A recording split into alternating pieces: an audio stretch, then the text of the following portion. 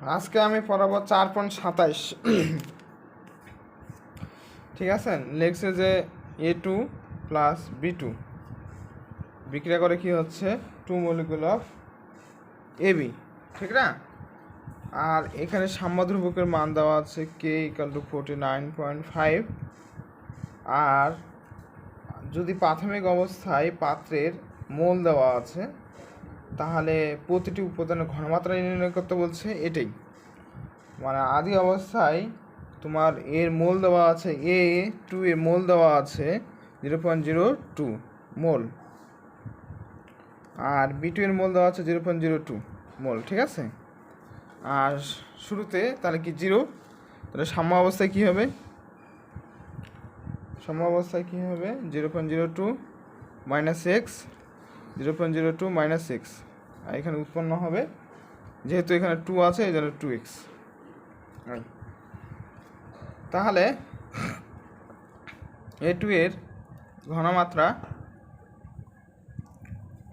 B2 এর ঘনমাত্রা, A2 এর ঘনমাত্রা দেখো A2 তাহলে কী আসছে 0.02 মাইনাস এক্স ডিভাইডেড বাই 1, ঠিক আছে?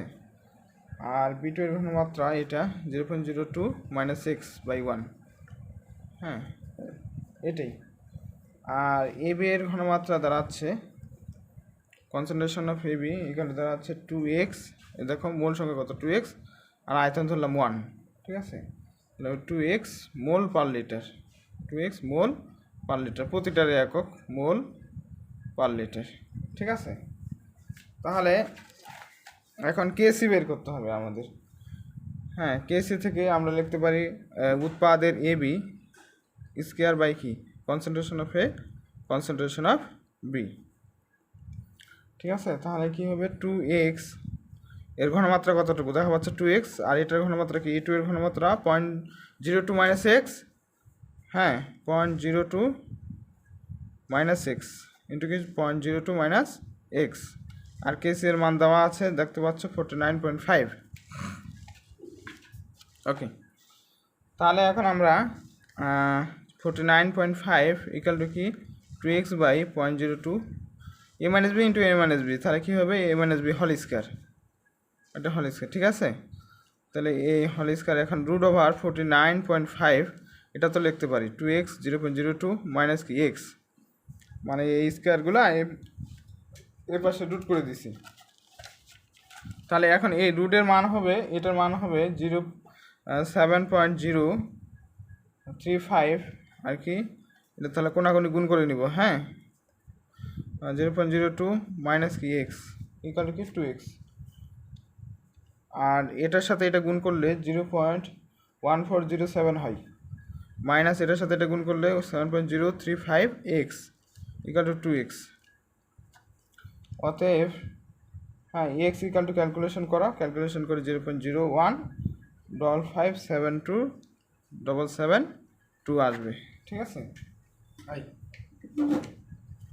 আসলো এখন এটা। এখন তাহলে সাম্য অবস্থায় A2 এর ঘনমাত্রা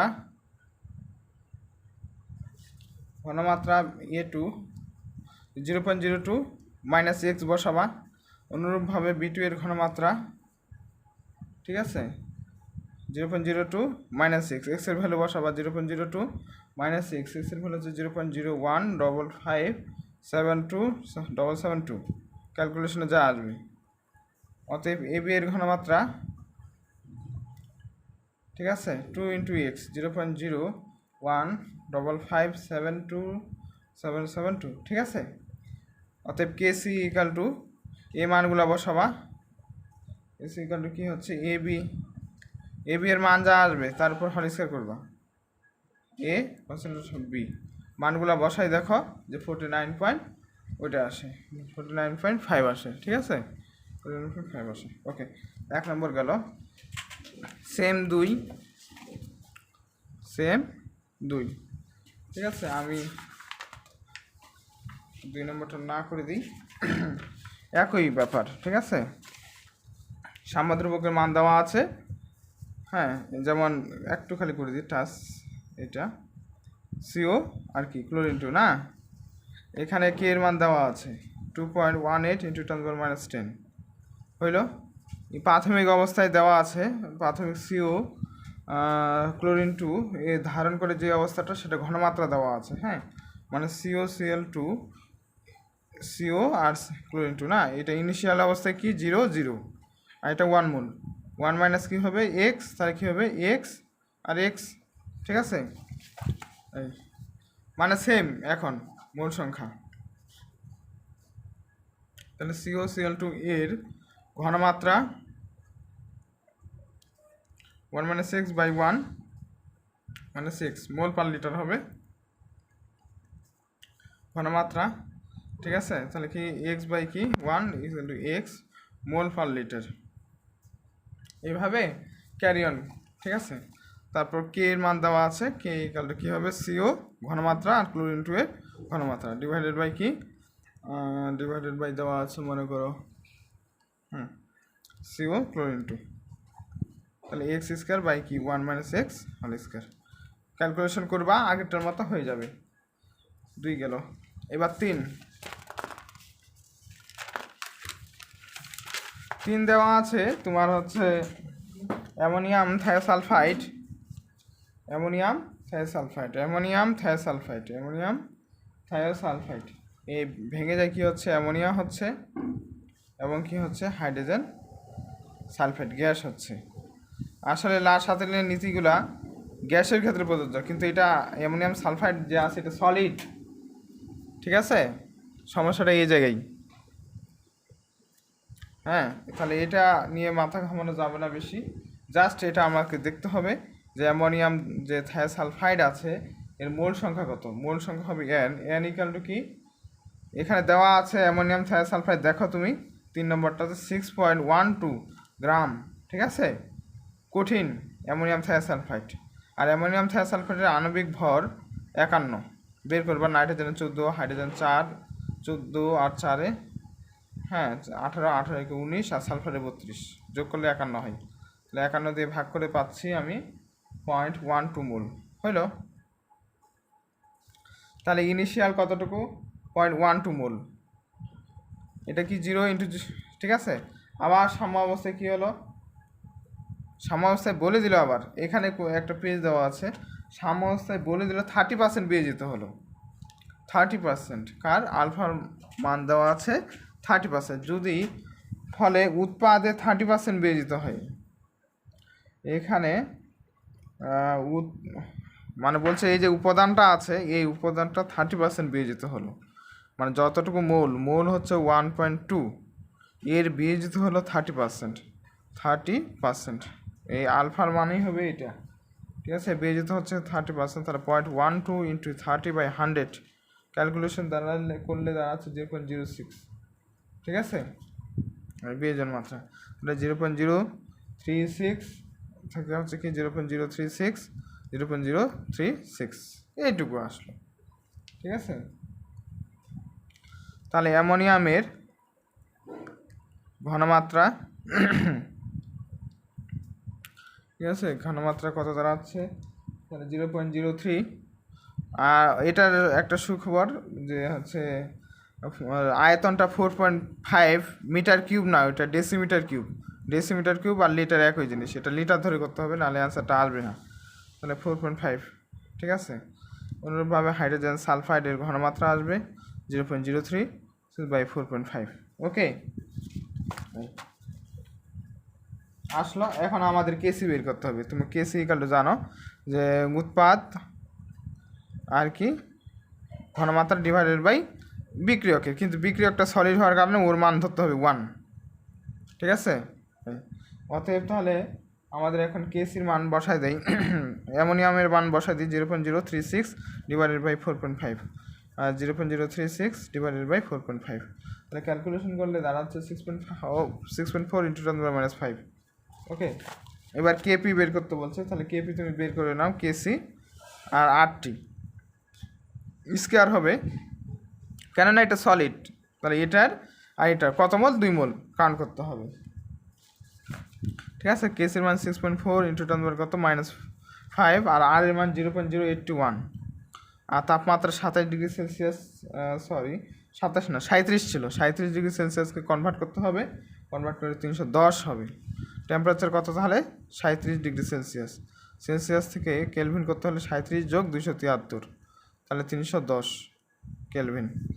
আশা করা যায় বুঝতে পারছো। স্কোয়ার মারো, ক্যালকুলেশনে চলে আসবে 4.135 ইন্টু 10⁻², অ্যাটমসফিয়ার স্কোয়ার আসবে। ওকে, এরপর আসি 4, ঠিক আছে। 4 নম্বর আসি যে carbon monoxide, sorry carbon dioxide এবং কার্বন বিক্রিয়া করে কী হচ্ছে, কার্বন মনোক্সাইড হচ্ছে। এটা খুবই একটা ইম্পর্ট্যান্ট ম্যাথ। 4 নম্বর, একটি বদ্ধ পাত্রের মধ্যে, এই যে বদ্ধ একটা পাত্র, কত Celsius temperature, 800 degree Celsius temperature, ঠিক আছে। এই চাপ রাখছি কত, চাপ রাখছি 0.995 ATM। কিছু কার্বন ডাইঅক্সাইড গ্যাস সংরক্ষিত আছে। এই পাত্রের মধ্যে কিছু কি ফেলে দেওয়া হলো, কার্বন মেশানো হলো। কার্বন মেশালে কি, এই যে কার্বন মেশালাম, কার্বন মেশাই কি হলো, কার্বন মনোক্সাইড, হ্যাঁ মনোক্সাইডে পরিণত হলো। যদি স্থির তাপমাত্রায় সাম্য অবস্থায় চাপ, সাম্য অবস্থায় চাপ দেওয়া আছে 1.255, ঠিক আছে, অ্যাটমসফিয়ার, তাহলে কেপি মান বের করতে বলছে। ওকে, তাহলে কার্বন ডাইঅক্সাইড এবং কি কার্বন, তাহলে ইনিশিয়াল কি, হ্যাঁ ইনিশিয়াল মনে করো 0.995 ATM, আর এটা সলিড, এই সলিডের কোনো ইফেক্ট নেই, তাহলে 0। আর সাম্য অবস্থায় কি হলো 0.995 - 6, ঠিক আছে, মানে এতটুকু চাপ বের হয়ে গেল, বের হয়ে, হ্যাঁ কতটুকু চাপ বের হলো 2x, ঠিক আছে। তাহলে মোট চাপ, মোট চাপের মান দেওয়া আছে, মোট চাপ প্রশ্ন পড়ো, দেখো বলে দেওয়া আছে এই পাত্রের মধ্যে কার্বন মেশানোর ফলে যে কার্বন মনোক্সাইডে পরিণত হলো। হ্যাঁ, এখন সাম্য অবস্থায় চাপের মান দেওয়া আছে, এখন বলছে যদি স্থির তাপমাত্রায় সাম্য অবস্থায় চাপ 1.22 হয়, মোট চাপ কী হবে, যোগ করো 0.995 - x + 2x, আর মোট চাপের মান দেওয়া আছে 1.255, প্রশ্ন পড়তে হবে। হ্যাঁ, তাহলে কি হচ্ছে, এটা ক্যালকুলেশন করে 995 + x আসতেছে, অতএব x এর মান 0.26। এখন কেপি ইকাল টু আমরা কি জানি, যেহেতু প্রেশার নিয়ে কাজ হচ্ছে, প্রোডাক্ট পার্শিয়াল প্রেশার প্রোডাক্ট কি স্কোয়ার, যেহেতু 2 আছে, partial pressure of carbon dioxide এটুকুই। তাহলে আমরা পার্শিয়াল প্রেশার অফ CO কে কি ধরতে পারি, 2 × x, 2x স্কোয়ার বাই কি, আর কার্বন ডাইঅক্সাইড কি 0.995 মাইনাস কি x, তাহলে 2 × x এর মান 26 হোল স্কোয়ার, 0.995 - x, x হচ্ছে 0.26, ক্যালকুলেশন করলে দাঁড়াবে যে 36789 ATM। আশা করি বুঝতে পারছো। এবার আসি 5 খুবই ইজি, ঠিক আছে। 5 দেখো, 5 আমরা জানি যে সাম্যধ্রুবক কে ইকাল টু কি K1 আর K2। K1টা হচ্ছে তোমার এখানে সম্মুখমুখী বিক্রিয়ার, হ্যাঁ হার, আর K2টা কি পশ্চাৎমুখী বিক্রিয়ার হার, পশ্চাৎমুখী বিক্রিয়ার হার, ঠিক আছে। তাহলে এখানে অনুরূপভাবে করে নিবা তোমরা, আর আমি নোট পিক দিয়ে দিব, নোটের দিয়ে দিচ্ছি। ওকে, এরপর 6 কি বলছে, খুবই ইম্পর্ট্যান্ট। 6 নিয়ে একটু ঝামেলাও হয়, যাই হোক এই ঝামেলাটা আমি সলিউশন করে দিব।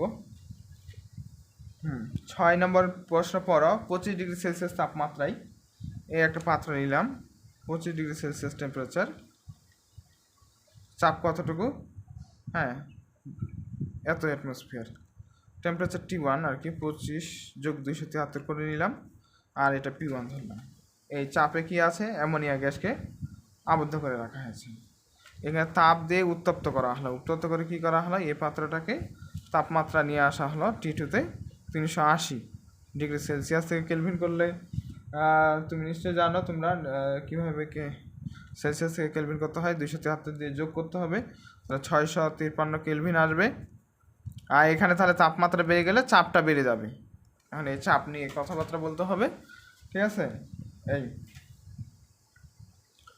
উত্তপ্ত করা হলো, ফলে অ্যামোনিয়ার কিছু পরিমাণ বিয়োজন ঘটলো। এই বিয়োজন ঘটলো, তাহলে যাই হোক, তাহলে এখানে পি টু বের করতে হবে। আমরা জানি যে P2/P1 ইকাল টু কি T2/T1। তাহলে P2 ইকাল টু কত আসলো, T2/T1 ইন্টু কি P1। তাহলে T2-র মান দেওয়া আছে, আমরা বের করলাম 653 ইন্টু P1-এর মান দেওয়া আছে 20, এই যে P1 দেখতে পাচ্ছ, বাই T1 হচ্ছে কত 273 যোগ 25, তার মান হচ্ছে 298। হ্যাঁ, এই ক্যালকুলেশন করলে দাঁড়াচ্ছে 43.825 ATM। আশা করা যায় বুঝে গেছে। এবার আসি, এই অ্যামোনিয়া বিয়োজন হলো, এবার কিছু পরিমাণ অ্যামোনিয়াম এই যে 2 দেওয়া আছে, ঠিক আছে, অ্যামোনিয়াম বিয়োজন হয়ে নাইট্রোজেন এবং কী হবে, হাইড্রোজেন হবে। খুব ভালো কথা। এইখানে এখন ব্যাপার একটু থামি। দেখো, ধরে নিলাম এই মানে এর মোল সংখ্যা এ মানে 2 আছে, ওটাকে ধরে নিলাম এই, আর 10 যদি থাকে ওই 10 ধরে নিব, ঠিক আছে, মানে এ 10 হলেও ওই এ ধরে নিব। আর এ ইকাল টু 1 মোল হতে পারে, 2 মোল হতে পারে, 3 মোল হতে পারে, 10 মোল হতে পারে, এটা কোনো ব্যাপার না, যে কোনো বিক্রিয়াই। আর তুমি এখানে 2ও ধরতে পারো, সমস্যা নেই, ঠিক আছে, এই 2ও ধরতে পারো, কোনো ব্যাপার না। কিন্তু এই সাম্য অবস্থায় একটা ইফেক্ট পড়বে। সাম্য অবস্থায় তোমার রিয়েকশনটা যেটা আছে সে অনুসারে হবে, A-2 আলফা হবে। এখানে যদি শুধু 1 মলিকুল অ্যামোনিয়া থাকতো তাহলে এখানে শুধু আলফা বের হতো, এটাই। তাহলে এ বের হয়ে আলফা, আর কি হবে 3 আলফা। আবার বলি, এখানে যদি 10 মোল থাকে তাও 10 - 2 আলফা, 2 মোল আছে 2 - 2 আলফা, যদি 1 মোল থাকে 1 - 2 আলফা। এই একটা জাস্ট সংখ্যা, আর কিছুই না। তাহলে সাম্য অবস্থায় মোট মোল A-2 আলফা প্লাস কি আলফা প্লাস 3 আলফা, তাহলে তারা হচ্ছে A+2 আলফা, এটুকু, ঠিক আছে। এই হইল। আচ্ছা, সাম্য অবস্থার আগে কত চাপ ছিল, এটা কিন্তু সাম্য অবস্থার আগে ছিল, সাম্য অবস্থার চাপ ছিল এটা। হ্যাঁ, সাম্য অবস্থার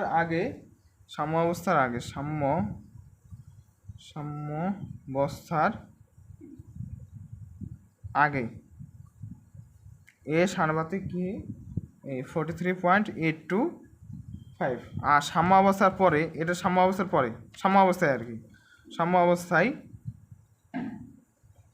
পরে তাহলে কী হবে A+2 আলফা সানুপাতিক একই হয়ে যেতে পারে, সো কি আর সানুপাতিক এখানে দেওয়া আছে, মান দেওয়া আছে তোমার 72.5 ATM, ঠিক আছে। এখন আমরা এটা কি করবো, ইকুয়েশন 1, এটা ইকুয়েশন 2, তাহলে 2/1 করবো, 2/1, তাহলে কি দাঁড়াচ্ছে A+2 আলফা বাই কি এ ইকাল টু কি 72.5/43.8, ঠিক আছে। তাহলে কি হবে A/A, তাহলে 1 প্লাস কি 2 আলফা বাই কি এ ইকাল টু কি 72.5/43.8। হ্যাঁ, তাহলে আমরা কি করতে পারি, 2 আলফা বাই কি এ ইকাল টু কি 72.5/43.8 দেখতে পাচ্ছ। আর ওই পাশে কী ছিল, এই যে প্লাস ছিল 1, এই পাশে আসে কি হলো -1, হইল, কোনো ব্যাপার না। তাহলে 2 আলফা বাই কি এ 0.655, অতএব আলফা ইকাল টু কী দাঁড়াচ্ছে 0.655/2a, মানে এ যত মোল ছিল তার এত অংশ বিয়োজন হয়ে গেছে, ঠিক আছে। এবার তোমার ইচ্ছা, এখন বিয়োজন হারটা কীভাবে বের করবা, শতকরা বিয়োজন মানে এরকম করতে পারো, এ মোল থেকে বিয়োজিত হয় কি কতটুকু বিয়োজন হয় 655/2a, অতএব 1 মোল থেকে ছোটোবেলার নিয়ম আর কি থেকে 6.55/2 এই কেটে গেল, অতএব 100% মানে 100তেই কত হবে 0.665/2 ইন্টু কি 100%। হ্যাঁ, ক্যালকুলেশন করলে কতটুকু দাঁড়াবে, ঠিক আছে। এই এটা ঠিক না, শতকরাই, তাহলে কতটুকু দাঁড়াচ্ছে এটা তো মানে এখানে আমাদের আর একটু দেখতে হবে, খুব খেয়াল করতে হবে। এই অ্যামোনিয়া কতটুকু ছিল 2 মোল, আমরা ক্যালকুলেশন কিন্তু করছি 1-এর জন্য, তাহলে এখানে 2 দিয়ে গুণ করতে হবে সবাইকে, ঠিক আছে। অ্যামোনিয়ার ক্ষেত্রে, এটা অ্যামোনিয়ার ক্ষেত্রে যদি হয় তাহলে 2 দিয়ে গুণ করতে হবে, বিকজ অফ ওই সামনে 2 ছিল। তাহলে 65.5% হবে। এটা সেম 7 এবং 9, আশা করি বুঝতে পারছো। ঠিক আছে, এখন আসি 8 নম্বর করে দিই। 8 নম্বর প্রশ্ন ভালো করে পড়ো। 500 ডিগ্রি সেলসিয়াস তাপমাত্রায় অ্যামোনিয়া আছে গ্যাস, সেটা সাম্যাবস্থায় সৃষ্টি করেছে। এই অবস্থায় ঘনমাত্রা দেওয়া আছে, তাহলে কেপি এবং কেসি বের করতে বলছে। খুবই ইজি এটা। নাইট্রোজেন এবং হাইড্রোজেন দেওয়া আছে 3 molecule, 2 molecule of ammonia, fine. অ্যামোনিয়ার ঘনমাত্রা দেওয়া আছে সাম্য অবস্থায় 0.205 মোল পার লিটার, হ্যাঁ। আর হচ্ছে নাইট্রোজেনের দেওয়া আছে 1.25 মোল পার লিটার। তারপর হাইড্রোজেনের দেওয়া আছে কি 3.65 মোল পার লিটার, ঠিক আছে। তাহলে সাম্য ধ্রুবক কেসি ইকুয়াল টু কী হবে, অ্যামোনিয়া কনসেন্ট্রেশন স্কয়ার, হ্যাঁ, বাই কি নাইট্রোজেন এবং হাইড্রোজেনের ঘনমাত্রা কিউব, ঠিক আছে। যা যা হ্যাঁ মান আছে তা বসাই, কেপির মান বের, কেসির মান বের হয়ে গেল। অতএব কেপি ইকাল টু কি তোমার কেসি 8টি ডেলেন, হ্যাঁ, আশা করি পারবা। ডেলেন এখানে -2 হবে, কারণ এদিকে বিক্রিয়ক হচ্ছে 4, এর উৎপাদ হচ্ছে 2। ওকে, এরপর আসি 10 নম্বরটা দেখো, ভালো করে পড়ো।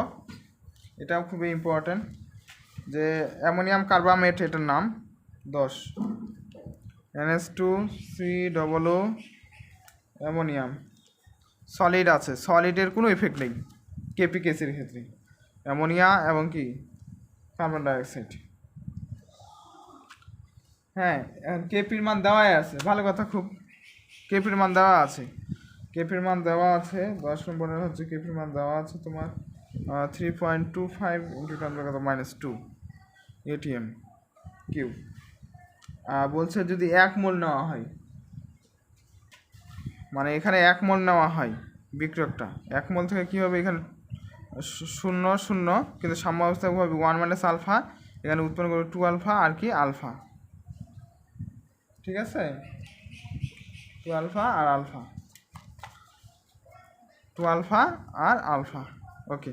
তাহলে এখানে মোট মোল কত হবে, 2 আলফা যোগ আলফা, তাহলে কত হচ্ছে 3 আলফা। তাহলে অ্যামোনিয়ার মোল ভগ্নাংশ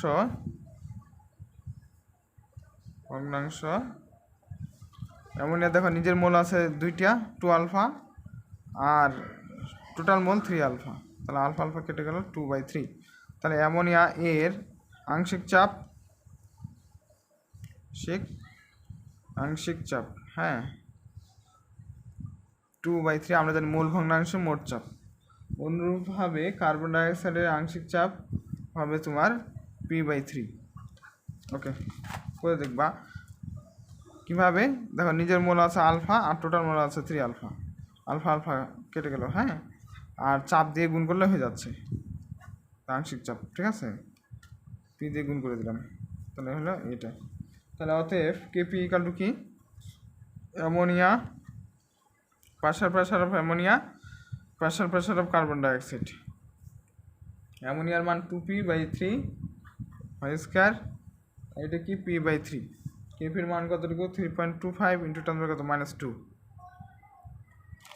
অতএব তাহলে কি হচ্ছে 4/9 আর পি কিউব 3.25 × 10⁻²। অতএব পি হবে √পয়েন্ট, ক্যালকুলেশন করলাম আর কি, মনে করো, হ্যাঁ, এটার সাথে এটা গুণ /4 করলে হয়ে যাবে ক্যালকুলেশনে 0.219375। এই যে এটা কিউব আছে, ওই পাশে যাই কি হবে √3, কিন্তু ক্যালকুলেশন করো 603 ATM। বা এটাকে আবার লেখা যায় এইভাবে 0.1 21937375 এই যে 1/3 করলে যা হয়। ওকে, এবার 11 আছে অ্যামোনিয়াম থায়োসালফাইড সলিড, অ্যামোনিয়া আর কি হাইড্রোজেন সালফাইড হইলো। এটা সলিডের কোনো ইফেক্ট নেই কেপি কেসির ক্ষেত্রে, বারবার বলছি 1 মোল, এটা কি 1 মোল। তাহলে কি এখানে মোট মোল 1 আর 1 যোগ করলে কী হবে 2 মোল। তাহলে অ্যামোনিয়া এর আংশিক চাপ মোট মোল কত 2, নিজের আছে কত অ্যামোনিয়ার 1 ইন্টু কি চাপ শেষ। তারপর H2S এর আংশিক চাপ কী হবে, নিজের আছে টোটাল মোল 2, নিজের আছে 1, তাহলে কী হবে পি। তাহলে কেপি ইকাল টু কি partial pressure of ammonia partial pressure of hydrogen sulphide equal to কি 1। তাহলে পি স্কয়ার বাই কি, ঠিক আছে। এখানে পি স্কয়ার বাই 4 আসে, পি স্কয়ার বাই 4 করো, পি স্কয়ার, হ্যাঁ এখানে পি স্কয়ার বাই 4 এটাই, আর পি কতটুকু 100, 100 উপর স্কয়ার করবা 4 করবা, ঠিক আছে। তাহলে হচ্ছে 100 উপর স্কয়ার মানে এই 0 100 বাই 4, তাহলে হচ্ছে 25, এই 25,000 সরি 2500 এটিএম স্কয়ার, যেহেতু স্কয়ার আছে, হ্যাঁ 4 হবে। হ্যাঁ শেষ আজকে এই 4.27 সমাপ্তি। ওকে, ভালো থেকো, সুস্থ থাকো।